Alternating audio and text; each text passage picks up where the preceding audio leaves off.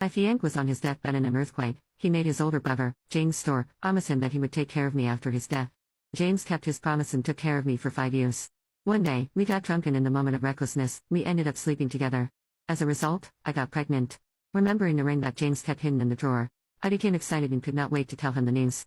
However, as I entered the house, I was walking in the middle of James and his Lord Rula, Jane Lennox, having a heated love-making session. Seeing this, my face turned as white as a ghost and I fled from the scene. However, his hoarse voice called out to me, "Sandra Lane, could you help me buy a box of condoms?" I crushed the pregnancy result tightly in my fist as I gave out a bitter smile. After I returned with a box of condoms, James transferred $1,500 to my account for running errands for him. Jane, his lover, turned her gaze at me after looking at the box briefly. Her eyes were full of malice when directed to me. Then she said, "James, your sister-in-law looks so innocent, but she sure knows how to pick things." James's gaze was sharp as he scolded, "You're still young. Stop meddling in adult matters. Go stay at a hotel for a few days before coming back." I obediently left and never came back.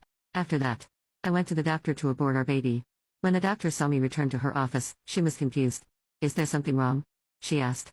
I was not surprised she asked that question after all. When I first found out I was pregnant, my face was flushed with joy. Now, it was deathly pale. I said to her, "Please schedule the earliest appointment for an abortion." Having seen the warmth and the coldness of human relationships, the doctor did not persuade me to do otherwise. However, when it came time to sign the consent form, she insisted I get a family member's signature. I pulled out my phone and instinctively pressed the speed dial. The phone only rang once, and before I could do anything, James had already hung up on me. I forced a smile and called the doctor. "I don't have any family. I'll sign it myself." After the abortion procedure finished, I found out that James had sent me a message along with a screenshot of a hotel reservation. It said, "Don't call me unless it's an emergency." You know the reason. The man was considerate enough to book me a hotel room for an entire week. I was not dumb after I saw the diamond ring on that woman's finger. What else was there to understand? When I saw the diamond ring in the drawer, I was too foolish to think James had prepared it for me. Even more absurd, I thought he might remember that night of madness between the two of us. I looked at the bloody remains of the tiny life I had lost and left, and at that moment, my heart turned into ashes. The superior luxury room hotel that I stayed in had everything that I needed. It was as cozy as the bedroom James had set up for me. However, as I curled under the blanket, all I could feel was a bone-chilling coldness.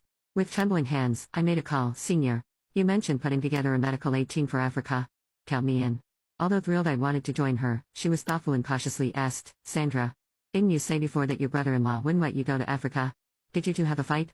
Just because you're angry, don't act on impulse and leave with me. If he finds out and becomes panics, he'll search everywhere to find you." It was understandable, she had this concern. After that reckless night with James, I had sneaked away in embarrassment while he was still asleep.